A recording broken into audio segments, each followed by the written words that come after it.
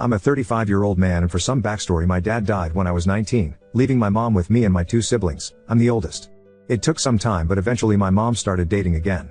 We don't live together per se, but our houses back onto each other and have a gate, so it's pretty common for her to offer to do my laundry or me just go over for dinner or go look after our dog, that kind of stuff. Plus me and my siblings go over there for dinner every other Friday night or so. A bit after she started, the men she's been dating have been getting younger and younger, and I've never had a problem with them. She's been very open to me and my siblings that she wants to get married again, and we've always been supportive. At least after the initial shocks, lol. The latest guy is by far the most serious, and they've been dating since around last June. He proposed at the start of autumn and they want to get married next summer. Again, me and my siblings are fine with this because it's her life and we trust him. He's a nice guy and they clearly love each other. But anyway, so long and short is, this weekend, her fiancé, let's call him Phil, calls me and asks me if I could come over. I say yeah, sure, I'll be over after work, and I assumed he just needed help with some DIY stuff they're doing. When I get over there, he calls me sport and says we need to talk. I should mention this is something he does to me and my little brother, calling us things like kid, sport, scout, little buddy, or my personal favorite, calling us red and blue seemingly out of nowhere. My brother is 30, by the way. He tried it with my little sister, 28, too, once, and called her princess once, but he stopped when she just stared at him. So thing with Phil is that he reminds me a lot of Charlie Day's character in Horrible Bosses, in that his sole ambition has always been to meet a girl, get married and have a family. When he told me and my brother this, my brother made some joke about how maybe our mom's going to come short on the last part, and he got very upset, but they made up after. Anyway, so I go round and I ask if my mom's around, and he says no, it's just him and that we really need to talk man to man. I say sure, and he starts talking about how he's always wanted to be a father, etc., and raise a son to call his own, and then he drops this bombshell by saying, now I know I can never replace your father, the man who made you, but it would mean the world to me if you could call me dad. I'll admit it, I sniggered a little. And then I knew he was serious because he looked like he was about to cry. And he didn't drop it either. I asked if he really meant it, and he got really emotional and started talking about what it means to be a man and how his purpose is to have and provide for a family, and he wants me and my siblings to be part of that family. Like he reiterated, he'll never replace my father, and this did rub me the wrong way a bit, but he's ready to step up and be my dad and provide for and protect me and my siblings. And I'm just sat there thinking, dude, I'm a decade older than you and live in a separate house. I don't need providing for, and even if I did, I don't think a guy a third of my age who works part-time at the hardware store and is into collecting manga is the man to do it. No offense if you were into that, lol, just. I dunno, I was a bit taken aback. I was in shock, so just said okay, and he gets emotional again, but in a happy way, talking about how he wants to go camping or go to a baseball game. I don't even like baseball, lamau, and how he joined the Lions this year and how he wants to bring me into it too as his boy, which just feels so surreal. Even more so as I'm a Shriner, so all this talk of service and charity isn't the brag he thinks it is, because again, I'm 10 years older than THI's guy. Well, I ended it by just saying, this has gotten a bit too weird, and I was going home. He got very upset and I left, called my brother, and he agreed it sounds weird as fuck. Later my mom called me and she wasn't disappointed, but admitted it's made him very upset and depressed. I told her that if he's embarrassed, he doesn't need to be. I get he's excited about the marriage and we can just laugh this off as a funny story. She then said that wasn't what he was upset about. He, and she too a bit, is upset about the fact he poured his heart out and I rejected him. She said yeah, it is a bit kooky, but this is how he proves to himself he's a man, and I guess I was a bit angry and said something like, first off, it's not my job to certify what's between his legs, and second, this doesn't prove he's a man, it just proves he's a nutjob. I apologized immediately, but she said she didn't want to hear it and hung up. She called back 10 minutes later and we apologized, and she begged me to just go along with it until he has some kids to call his own. I won't go too much into the details here, but she sort of let slip they plan to try IVF treatment because she's not ready to give up on being a mom just yet. And while I have my own thoughts about whether or not that's a good idea, I'm not here to litigate on that. We finished up fine and I reiterated I'd support her, and she agreed that it was definitely a stressful situation for me, but begged me to at least think about it. Which leads me to here. I did think it over, and obviously I'm going to say no. I had a dad and he died. Rest in peace, Dad, and that's the only dad I've ever needed, I've ever wanted, and I'll ever bestow that title on. I'm not asking if someone's unreasonable or what I should do, more so what I should say. This clearly means a lot to him for some reason, and I deeply love my mom, so want to try and minimize the damage. Especially as we're still so involved in each other's lives and the why live behind me. How can I make it clear to them, as painlessly as possible, that I think this is weird and borderline offensive? I really don't want to rip the band-aid off because I fear what it might do to the family.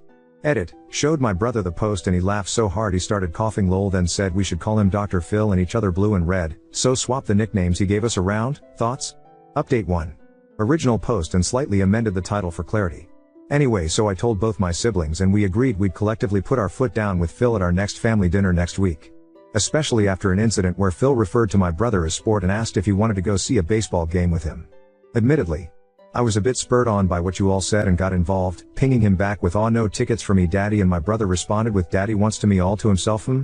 Hot, and Phil took a few minutes to respond before saying he was shocked, speechless and disgusted. He then messaged me in private to say he was utterly appalled and that he'd never disrespect his own father the way you boys did. I kind of lost it at this point and said, "Right, that's because you're not my father, Phil. You're a 24-year-old man-child dating my mother. You have no right to my respect, especially not to the respect a father gets." I immediately said sorry, but then blocked his number and left the group chat. Apparently he sent a similar thing to my brother, who responded with more daddy stuff, and Phil blocked him. Well, that aside, I don't think that family dinner is going ahead. After the original post blew up, it seems someone from his Lions Club found it and reported it to their chair or whatever, and Phil has either been expelled or resigned or in the process of one of the two.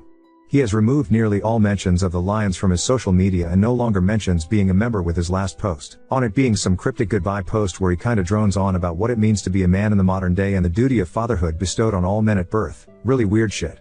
My mom called me half in a panic, half in a rage after, about the stuff I'd been telling about him before, breaking down and saying we need to meet, which we did and got my brother to go over too. I know he has temporarily moved back in with his parents in the next town over, but from my understanding they still want to go ahead with the wedding. But I think that's more so because they've already spent money on it.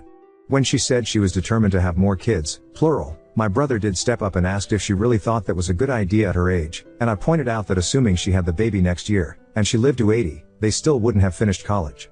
She just stammered on about how people live longer these days before breaking down crying and admitting she's not ready to give up on mothering due to some deep-seated trauma and fears about the family breaking apart that I won't go into for her sake.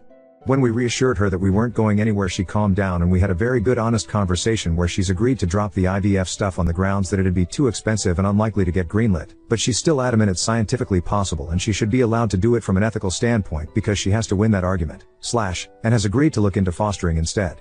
Me and my brother highly doubt anything will ever come of that, so we're not that worried anymore.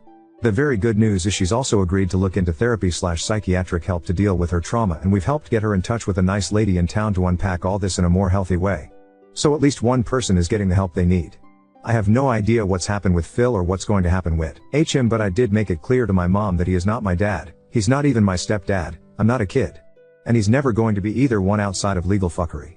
She relented pretty quickly. I think she's finally broken out of her shell at least, and we've agreed that if things go ahead that's going to be a huge red line, though I dunno if he'll want to be friends with me after all this lamau. Anyway, thanks for the help on the original post, y'all. Edit, bit of an update as I can't respond to everybody, but I think the marriage is off. Phil has gone AWOL again and has had a huge argument with his family as they've demanded he call off the wedding and date people his own age. This apparently made him snap. Me and my mom have met his mom and older brother, who said Phil is very insecure around girls his own age and has never been able to talk them, hence his preference. This very deeply upset my mom, and after some begging from all of us, she has agreed to push the wedding back, though she wants to keep dating him. I have no idea where Phil is, though his brother assumes he's couch surfing with his D&D friends who have been sending me and my brother some not nice messages because clearly we're just jealous of the MILF hunter.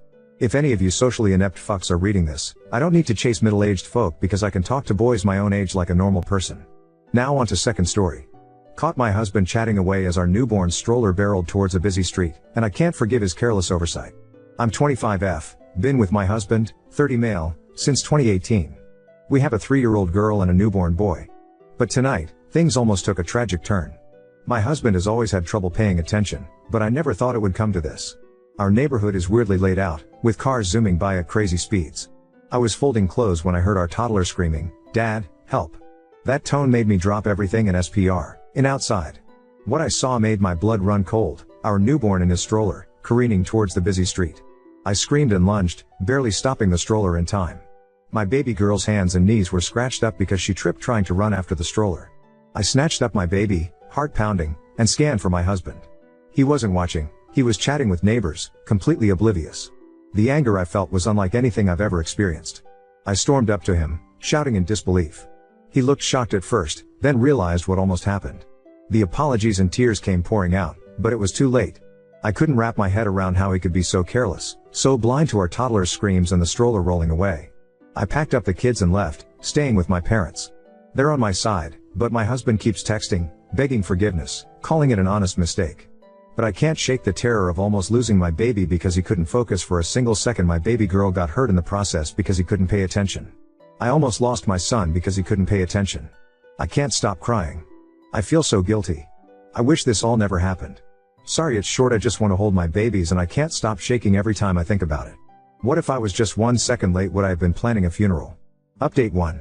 The neighbor's wife sent me the footage, and I really can't just wrap my head around it. So my husband was walking with the stroller and my toddler was in front of them when they passed the neighbor's house. My neighbor was outside, washing his car, and my toddler saw his pet cat and stopped to go pet it, so my husband stopped.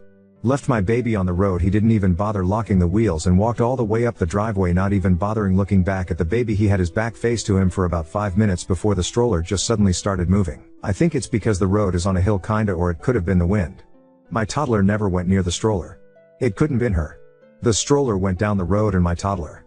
That's when she started screaming and running for it when she saw it. The neighbor started running after my daughter when she tripped. He tried to pick her up. That's when the neighbor's wife's car comes into frame and she stops and starts running back to the way the stroller is coming. After that you can't really see anything because it's all out of frame, but you can hear all the commotion. My husband just stood there the whole time, hand on his head with a blank stare on his face. He didn't even do anything when our toddler was crying from hurting herself. He only started crying when I confronted him. What do? I genuinely do not know what to do. I'm panicking. This was never the life I wanted for my kids. I don't understand why he was standing there. I have not even gotten a text or a call from him since I got sent the video. It's just been silent. I just can't get the sound of my daughter's screams. That's the sound that no mother wants to hear. I can't explain in the moment, but it felt like my blood went cold. And I just felt pure fear. I never want to watch the footage again. Update 2. After reading through the comments, I decided to go back to my husband.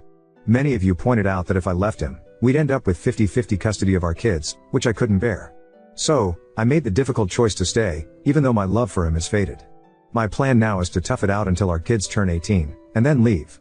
I'm terrified of getting pregnant again, especially since I'm not allowed to use birth control or get my tubes tied. My parents, who could offer support, are moving away, leaving me feeling trapped.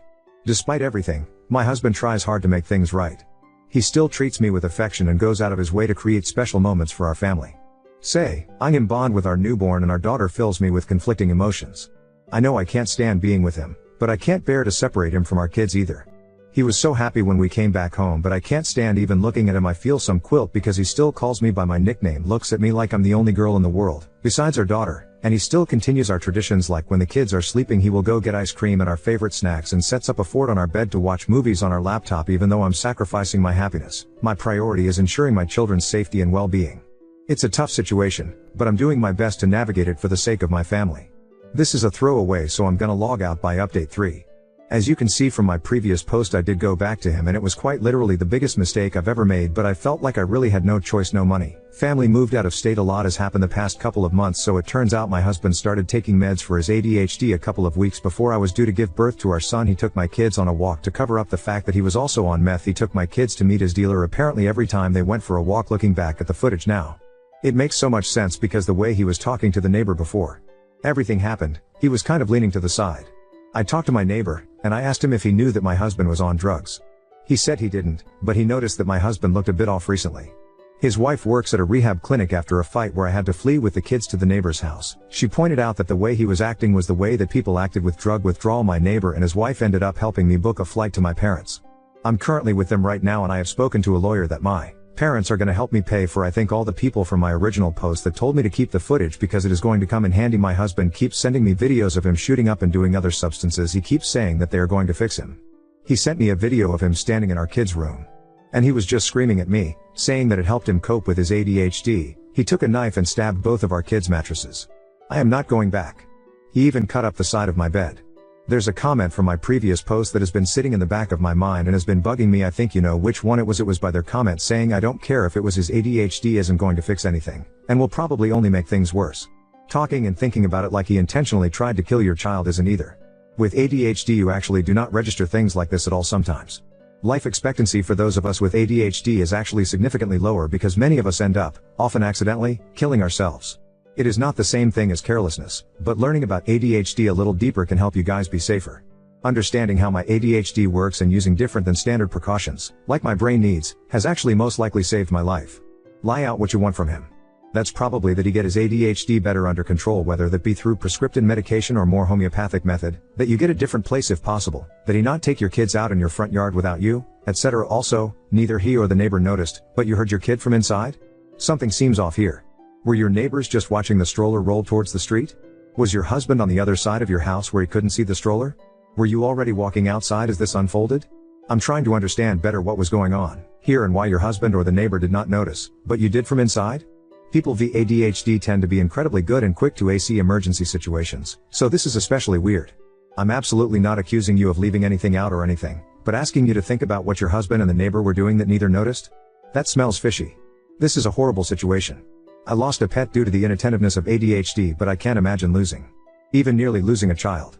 WTF, it baffles me that you can even compare losing an animal to losing a child. You made people with ADHD sound completely unreliable for themselves and that they can't do anything. You made them sound very helpless, and saying that the life expectancy thing was completely uncalled for as well. I bet many people with ADHD reading that completely disagreed with you, judging from all the comments and YouTube videos I've seen on my post. I don't know if you're projecting that you lost a pet from your inattentiveness of ADHD. If you were letting things die in your care, you need to get stronger help. And no, I was not going to lay out what I want from him. He's the one that started mixing his meds and was high off his mind every time they went out for a walk.